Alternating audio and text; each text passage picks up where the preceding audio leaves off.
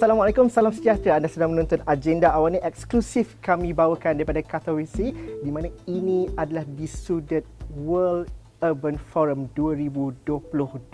Perasmiannya berlangsung sebentar tadi, tapi apa yang kita dapat daripada World Urban Forum ini? Dan apa kaitannya kepada anda? Kita bercerita mengenai kampung, kita bercerita mengenai bandar. Dulu kita tak cakap pasal banjir di kawasan bandar. Kalau kawasan yang miskin itu, kawasannya di kampung. Tetapi berapa ramai di antara kita yang terkelompok ataupun tergolong dalam mereka yang berada dalam kemiskinan bandar. Sebab itu pentingnya Astro Awani berada di sini, pentingnya diskusi ini untuk kita ulas dan juga dengar bersama, dan pentingnya untuk kita bersama dengan Datuk Seri Maimunah Muhammad Sharif, merupakan Timbalan Setiausaha Agong di Pertubuhan Bangsa Bersatu dan juga merupakan pengarah eksekutif UN Habitat. Terima kasih Datuk Seri kerana bersama kami dan juga memungkinkan juga kami sampai ke Poland ini. Datuk Seri, apabila kita bercerita mengenai World Urban Forum, ianya bukan forum eksklusif kepada kelompok tertentu. Ini adalah definisi sebenar urbanisasi. Perlu inklusif daripada pembuat dasar sampailah kita rakyat marhain di bawah ini. Namun tak mudah untuk merealisasikan perkara itu. Mungkin Datuk Seri dapat memberikan kaitannya dengan gambaran secara besarnya pentingnya inklusiviti itu di peringkat World Urban Forum ini dan bagaimana diterjemahkan kepada peringkat pembuat dasar di Malaysia khususnya. Okey. Terima kasih Astro Awani kerana telah datang jauh daripada Malaysia untuk membuat liputan di Forum Perbandaran Sedunia ataupun World Urban Forum yang ke-11 2022 di Katowice ini adalah merupakan satu forum yang menyeluruh, yang inklusif, bukan hanya kepada government ataupun ketua negara, tetapi juga kepada ketua negara, kepada rakyat yang biasa macam cakap tadi, rakyat marahin, dari segi kumpulan-kumpulan pemuda, youth, pada women, ya, yang muda, youth, women, dan juga daripada researcher daripada universiti, daripada private sector dan sebagainya. Ini adalah merupakan satu forum setiap 2 tahun yang saya rasa adalah inklusif, meliputi semua stakeholder. Dan isu yang akan ataupun perkara yang akan dibincangkan adalah selepas kita mengalami COVID-19, kita juga mengalami, saya selalu menyatakan perkara ini dalam 4C. COVID-19, climate change, iklim, perubahan iklim, dan juga dari segi konflik ataupun krisis, dan yang keempat adalah dari segi capital ataupun dari segi sama ada capital itu dari segi human resource ataupun dari segi keuangan, ya. Dan tema Forum Perbandaran Sedunia tahun ini adalah bagaimana kita nak mentransformasikan bandar untuk kehidupan akan datang, pada generasi akan datang. Ini akan dibincangkan di sini. Ini juga termasuk yang saya kata tadi dari segi livability, dari segi isu-isu kemiskinan. Kita ada pelbagai dialog dan juga pelbagai round table, pelbagai networking yang kita akan adakan selama 22 hari bulan 6 sampai 30 bulan 6. Dan apa yang kita nak lihat dari segi hasil daripada perbincangan ini bukan lagi resolusi. Bukan hanya mengeluarkan satu kenyataan saja. Merupakan satu kenyataan, bukan juga mengeluarkan satu kata-kata yang kata ataupun komitmen. Kita nak melihat kepada kesungguhan dalam melaksanakan plan-plan yang telah digubal, plan-plan yang telah pun yang dilaksanakan. Kita kena tengok juga dari segi evaluation dia dan bagaimana dia punya impact polisi kita ni kepada rakyat di bawah. Ini adalah pada pendapat saya people-centered World Urban Forum. Datuk Seri, apabila kita cerita urban, orang Malaysia akan bayangkan Johor Bahru, Kuala Lumpur, Pulau Pinang. Saya dengan Datuk Seri mungkin ada persamaan, kita orang kampung sama, orang Pilah. Orang Pilah. Dulu orang kata kalau Negeri Sembilan tu mungkin bandarnya Seremban. Tapi sebenarnya daripada 10 atau 5 tahun kebelakangan ini, urbanisasi itu tidak mengira kepada infrastruktur, tapi bagaimana masyarakat itu bergerak. Datuk Seri datang daripada keluarga yang mungkin berasal daripada Penuri Getah. Datuk Seri bercerita mengenai kemiskinan. Kemiskinan dulu kita cerita kat kampung, tapi kemiskinan bandar adalah satu yang real dan juga perlukan cabaran yang pelbagai. Pada pandangan Datuk Seri, kadang-kadang kita melihat benda itu bukan masalah pada hari ini, kerana ini adalah masa depan. Tapi ini perlu bermula pada hari ini, Datuk Seri. Ya. Saya melihat kepada, saya ambil yang last kali tu, masalah tu. Dia adalah hari ini. Itu sebab masa saya nak share masa saya berada di baru ni di Chogam di Kigali. Saya menyatakan action to sustainable development now. Sekarang. Bukan esok, bukan lusa, sekarang. So bila kita melihat kepada urbanisasi, saya punya pendapat saya sebagai urban planner, sebelum ini sebagai Datuk Bandar dan sekarang ini sebagai pengarah eksekutif UN Habitat, perbandaran ini adalah kalau kita nak menguasai perbandaran ini dari segi apa yang ada di bandar ada pekerjaan, ada perumahan, ada hospital, ada universiti, ada sekolah. Apa yang ada di bandar kena ada di luar bandar. Dan kualitinya sama. Dan kualiti yang sama, mungkin dari segi saiz yang kecil. Kalau dekat bandar ada sekolah rendah, di luar bandar pun ada sekolah rendah, tapi kualiti yang sama. Tapi mungkin di bandar ada 10 blok, di luar bandar mungkin ada 5 blok. Contohnya, tapi kualiti yang sama. Kalau di bandar ada hospital, di luar bandar pun ada hospital. Baru tidak ada rural urban migration. Baru ada di dalam. Itu yang saya faham tentang perbandaran. Banyak yang kita tengok polisi-polisi, bukan hanya di Malaysia, di mana-mana pun kita akan tengok di dalam bandar ni semua kemudahan ada. Diorang punya imajinasi, kalau pergi ke bandar saya akan dapat kerja. Pergi ke bandar saya akan selesai semua. Tapi realitinya bila kita tak rancang dengan lebih mendalam, lebih detail, ini bila dia tak dapat rumah akan jadilah setinggan. Bila dia tak dapat kerja, crime akan naik. Bila dia tak sekolah, dia ingat dia boleh masuk sekolah, tiba-tiba dah miskin, dah budak pun tak pergi sekolah. Ini masalah. Itu sebabnya di UN Habitat kita mengutamakan rural urban continuum. Itu dalam strategic plan kita. Dan isu kemiskinan adalah isu utama yang dalam kita punya priority utama dalam UN Habitat punya keutamaan dalam strategic plan kita. Itu saya berharap kita kena melihat kepada keseluruhan, holistic, integrated dalam apa yang kita nak buat. Jangan kita tengok isu perbandaran, ini adalah di bawah kementerian ini, tanpa kementerian lain. Kalau itu perbandaran, kita kena tengok juga dengan Kementerian Pertanian. Apa yang kita buat di kawasan pertanian? Yang sekarang ni ada banyak food shortage. Tapi tak ada orang nak pergi bertani, tak ada insentif, the carrot and stick tak ada untuk orang nak melaksanakan pertanian. So kita kena lihat dari segi keseimbangan dan kita lihat dari segi holistik dan integrated. Datuk Seri menyebut, mungkin tak menyebut secara terus, tapi masih lagi kita bekerja dalam keadaan bersendirian ataupun silo. Dunia tidak berlaku begitu hari ini. Adakah kita masih lagi terkongkong dengan pemikiran atau persepsi dalam konteks kita di Malaysia? Bandar, luar bandar, wilayah, bukan wilayah, dan juga pembahagian ini geografi. Walhal teknologi dan juga masyarakat bergerak itu ekonominya dah tak dipenjarakan dengan sempadan geografi itu. Kalau Datuk Seri, kita bukan orang politik, tapi apa yang sepatutnya dilakukan dan diubah perkara itu? Adakah itu perkara yang membelenggu kita punya cara untuk bergerak ke hadapan? Saya ingat silo mentality ini perlu dibuang. Silo mentality dari segi kementerian. Kalau saya menjurus kepada Malaysia contohnya, dari segi kementerian. Silo mentality dari segi ini wilayah utara, ini wilayah selatan, ini wilayah timur, ini wilayah barat. Itu pun kena. Itu yang paling pentingnya kita kena melihat kalau dari segi Malaysia ni bukan hanya melihat kepada Malaysia itu saja. Apa dia punya kaitan dengan Thailand, kaitan dengan Brunei, kaitan dengan Indonesia, kaitan dengan negara luar. Persaudaraan itu persaudaraan penting. Yang pertama kita kena tengok dalam kita dulu. Kalau dalam kita pun silo, macam mana kita nak tengok di luar? Silo ni kita kena ubah. Memang di mana-mana, bukan hanya di Malaysia. Di dalam di negara lain pun sama. Saya akan cakap benda yang sama. So di sini kalau silo mentality itu tidak terakis, ini kementerian saya, ini saya punya wilayah saya, ini contohnya bukan bidang kuasa saya. Tetapi kita promote di UN Habitat, kita promote territorial planning. Contohnya air. Datang daripada atas sampai ke bawah. Mana kita boleh sekat ini negeri ini punya, ini negeri. Tak boleh. Kita mesti ada satu kesepahaman yang minuman ini, air ini adalah sebagai satu hak. So kalau kita berfikiran tentang rakyat di mana saja berada, kita perlu melihat kepada kesejahteraan rakyat, kepada inclusivity. people centered. Saya memang daripada dulu kita diberi jawatan oleh orang ramai. Cakap politik pula dah.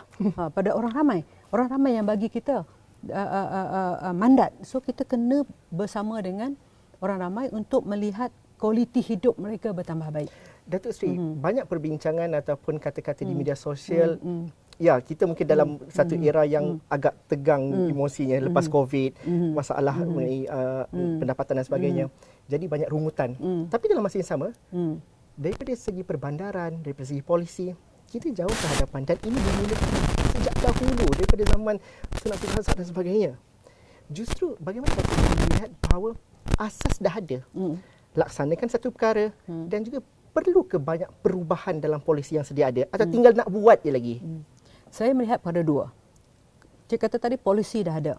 Kita perlu laksanakan. Polisi dah ada, kalau dah dilaksanakan, kita kena keep on improving. Penambah baikkan. Tak boleh duduk macam tu je. Jangan duduk macam tu saja. Kita mula dah ada, lepas tu kita implement, kita laksanakan, kita perlu bersesuaian. Sekarang ni mungkin polisi tu boleh digunakan dalam 20 tahunan dulu ataupun 10 tahun dulu, tapi dengan keadaan sekarang macam cik kata tu, digitalization, social media-nya, dengan ekonominya, global yang orang kata tak ada boundary, dunia yang tak ada boundary, kita kena melihat kepada perubahan-perubahan baru ini. Ini yang perlunya dibawa untuk expertise dan tenaga pemuda-pemuda yang baru. Tenaga kiranya macam the young people, bawa talent-talent orang yang muda-muda ni kena dibawa ke hadapan. Contohnya banyak negara-negara yang saya pergi baru-baru ini, saya melihat banyak dia punya kabinet-kabinet yang muda-muda. Muda daripada saya, boleh jadi anak saya. Saya kata, masa saya jumpa, saya kata, you are so young. Yes, I am the minister of youth of this country. Saya tak nak sebut nanti tu, youth of this country. Muda dia memang ada Ministry of Youth. Tu kita kena lihat kepada talent yang kita ada. Bila talent yang kita ada ni lah boleh membawa kepada perubahan-perubahan yang peka pada perubahan sekarang. So kita kena bawa bersama. So polisi ada, laksanakan, ambil selalu tambah baik. Dan dengan tak tambah baik ni kena ada inovasi, kita kena ada kreativiti, kena ada talent yang muda-muda ni untuk dibawa berbincang bersama dalam proses membuat keputusan. Dalam konteks Indonesia susah tak Datuk Seri? Sebab kita selalu rasa macam dekat mana nak mula ni? Kalau kita kata polisi dah ada, di mana kita nak lakukan pembaharuan itu? Adakah ini terlampau sukar untuk dilakukan? Commitment of the leaders.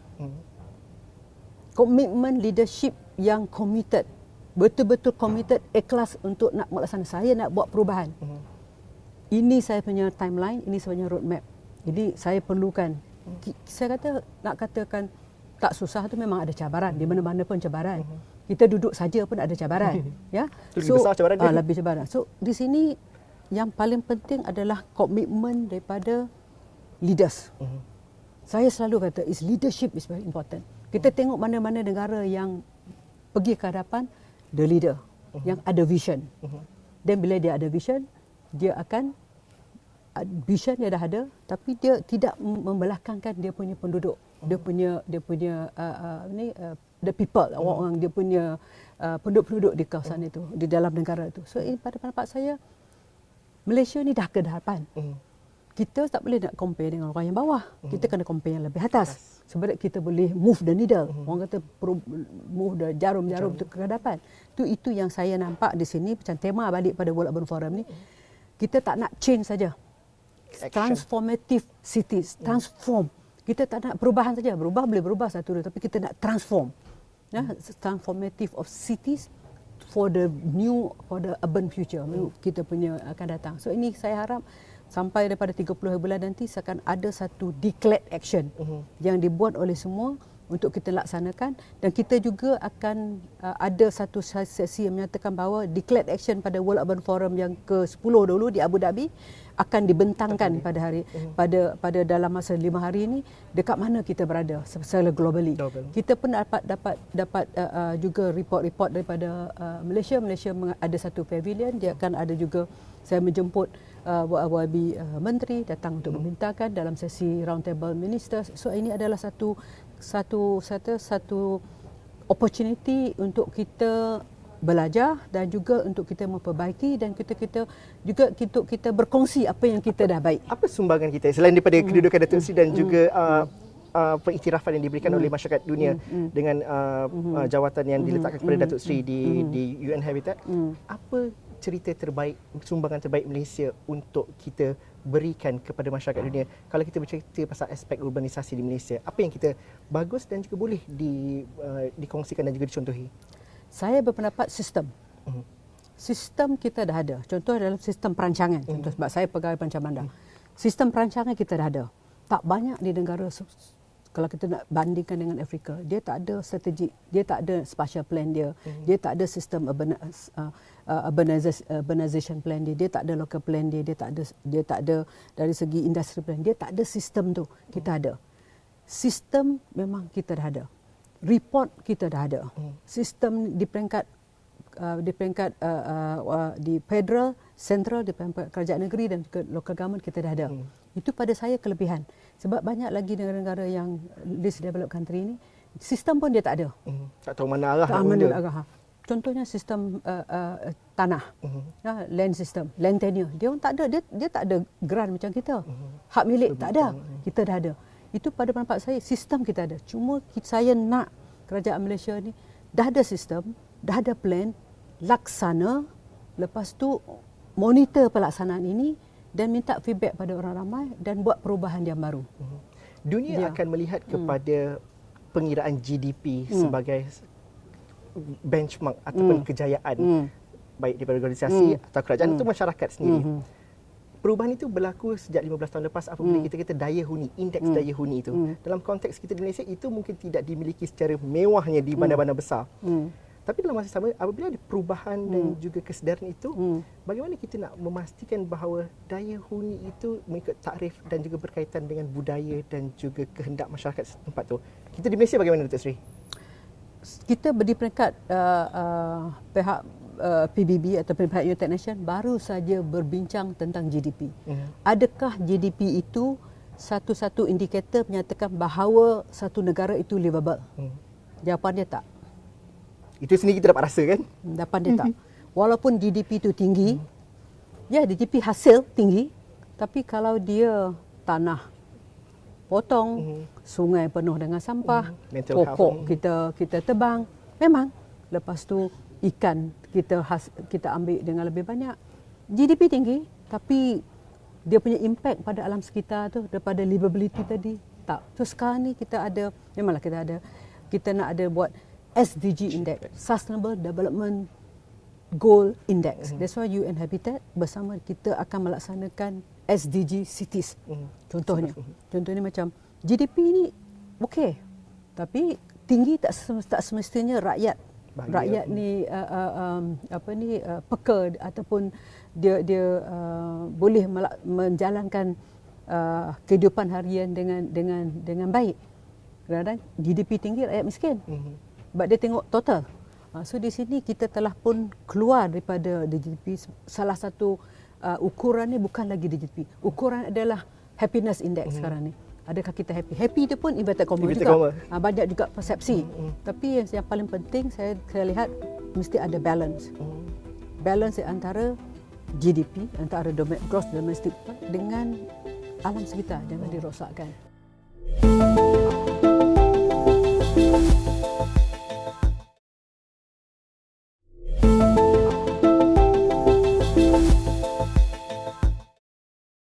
Populasi di Malaysia 70% lebih kurang menetap di bandar. Ya. Dan itu kalau dilihat dalam konteks global 55% sekarang ini. 2050 68%. Tapi di Malaysia 70% tu kita negara yang besar tapi tidaklah sebesar kalau dibandingkan negara jiran seperti Indonesia contohnya. Jadi kalau kita melihat kepada livable dan juga happiness tu, ramai yang mengatakan kalau kita ambil contoh kampung kita lah, ramai yang kata bila dah pada umur tertentu kita nak balik ke kampung. Tapi kita tidak menyiapkan kampung itu seperti yang Datuk Seri katakan tadi ialah sesuatu yang livable.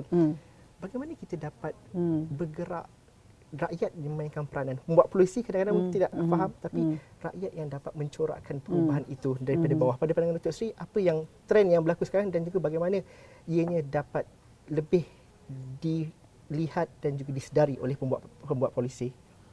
Ya, memang betul. Bila rata-rata by 2050, 70% penduduk dunia akan berada di dalam bandar. Ya. Dan COVID-19 telah pun melihat kepada orang dah mula nak balik ke kampung. Kenapa? Sebab di bandar dah sesak. Di bandar dah macam kata tadi, tempat dah tak ada. Dan apa yang paling penting, saya berpendapat memang COVID-19 ni ada dia punya masalah dia, tapi kita kena ambil peluang COVID-19 ini, opportunity COVID-19 ini, macam saya kata tu, to do rethinking. Apa yang kita nak buat di luar bandar. Sekarang ni tak boleh lagi buat, kalau orang luar bandar ni memang okey bertani, tapi bertani dari segi apa? Mungkin bertani dari segi sara diri ataupun commercial. You know, sebagai food production, di mana kita kena bawa teknologi tadi itu, bawa ke luar bandar. Orang memang dah ada naluri daripada COVID-19 ni nak balik ke bandar. Kerajaan ataupun mana kena ambil this opportunity, gubal polisi untuk membawa mereka dah nak balik ke bandar. Kenapa kita weekend balik ke bandar? Balik ke kampung. Tapi jalan jam tu. Kenapa kita nak balik ke kampung?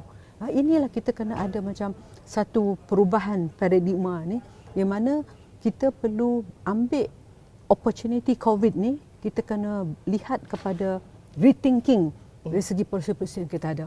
Tu kita kena bawa balik. Macam saya kata tadi, kalau dulu tak ada, orang nak balik ke bandar sekarang ni, internet tak ada. Nak bawa anak pergi, nak duduk nak bawa ke kampung, kita nak balik kampung, internet tak ada. Nak kerja dari kampung, internet pun tak ada. Ni so kita kena lihat daripada digitalization dan juga perkara-perkara tentang urbanisasi ni. Bukan urbanisasi tu bawa kehidupan masalah di bandar tu ke kampung. Bukan. Maksud saya, jangan silap faham pula. Kemudahan-kemudahan yang ada di bandar tadi kena ada di kampung, supaya kita boleh balance balik ada segi arus perbandaran dan juga arus linking di antara luar bandar dan bandar tadi. Di WUF ini juga antara perkara yang semua perkara kita bincangkan, tidak ada yang kita sampingkan. Peranan wanita, Datuk Seri, bagaimana kita melihat bahawa pentingnya peranan itu bukan sekadar jawatan ataupun role saja, tapi kesejahteraan dan juga perbandaran itu. Kaitan antara keduanya, Datuk Seri, kalau dapat kita fahami. Ya. Saya dari segi peranan wanita di World Urban Forum ini akan ada satu assembly, women assembly, ya, dan juga joint assembly. Bermula joint assembly, lepas joint assembly itu ada kita kira pada women assembly. Peranan wanita memang kita tak boleh ketepikan. Di mana-mana negara termasuk dengan Malaysia, peranan wanita amatlah penting. In fact, saya pun telah dilantik oleh Sekretariat Jenderal sebagai International Gender Champion. Saya telah pun melaksanakan satu Nairobi Hub. The Gender Champion Nairobi Hub. Dan di UNBTEC sendiri kita mengambil isu gender ni inklusif, dan also interlinking dalam semua isu. Dan pada pendapat saya, ke perkara dari segi women empowerment ni amatlah penting, kerana kalau kita lihat dari segi populasi kita di Malaysia pun, apa di dalam dunia pun lebih wanita daripada lelaki. Ya, so sayang kalau kita tak ambil peluang talent-talent yang ada pada wanita-wanita untuk sama-sama membantu untuk meneraju negara. So that's why dalam World Urban Forum akan ada perbincangan dari segi women empowerment. Itu adalah amat penting, dan saya melihat juga dari segi Malaysia ni, saya menyeru juga kerajaan Malaysia ni tengok balik dari segi peratusan wanita di local government. Masa saya dulu, saya dalam 3 orang dia Datuk Bandar wanita di Malaysia out of 152 local government. Dari segi kabinet, berapa orang sangat wanita. Walhal saya bawa balik pada Kigali. Di Kigali di Rwanda, 60% of dia punya kabinet wanita. Wow. Minister of apa ni, dia punya Minister of Defence wanita. So kita kena lihat, kita kena betul-betul melaksanakan proses empowerment, women empowerment ni di Malaysia. Kita dah cerita pasal wanita, tapi terakhir sekali saya kira ialah kepada anak muda, terutamanya anak muda di Malaysia. Ada kesedaran dan juga kemahuan untuk memberikan definisi baru terhadap kehidupan bandar dan juga livable itu mengikut konteks mereka. Sebab perbincangan mengenai pengangkutan awam, LRT dan sebagainya sangat vibrant di media sosial. Tapi itu perlu diterjemahkan kepada tindakan. Bagaimana Datuk Seri kalau dapat katakan kepada mereka kemahuan, ada sedikit kepakaran dan juga ilmu itu perlu diterjemahkan untuk menjadi kuasa pendesak yang baik dalam konteks kesejahteraan Malaysia secara keseluruhan. Pandangan Datuk Seri? I think pada orang muda ni lah. Saya pun dulu pernah muda juga. Walaupun sekarang ni dah 60 lebih. Tapi sekarang jiwa muda lagi? Jiwa muda. Saya kalau bertemu dengan orang muda, saya jiwa muda. So, memang untuk orang muda ni, saya berpendapat memang setiap yang muda ni dia akan melihat kepada 3 perkara. Work, live and play. Di mana dia boleh bekerja, di mana dia boleh hidup, ada rumah, di mana dia boleh berrekreasi. Work, live and play. Dan saya berpendapat juga orang muda ni kita kena berfikiran positif. Positif di sini kalau kita inginkan perubahan, kita kena mengambil langkah kepada jalan yang positif kepada perubahan. Kalau perlunya bertindak. Saya berpendapat bahawa kalau dah bertindak tapi tidak ada perubahan, kita buat sendiri. Sometimes is orang kata seeing is believing. Bukan hanya berkata-kata, tapi ambil tindakan yang sepatutnya, of course within kita punya regulation, rules and regulation, kita tunjukkan yang kita boleh buat. So orang muda ni mempunyai peranan. Saya ingat dia punya tenaga, dia punya energi itu perlulah disalurkan secara positif.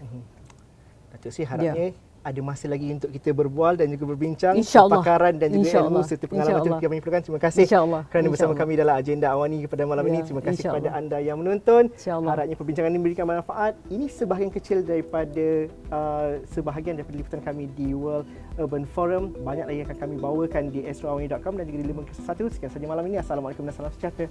Jumpa lagi.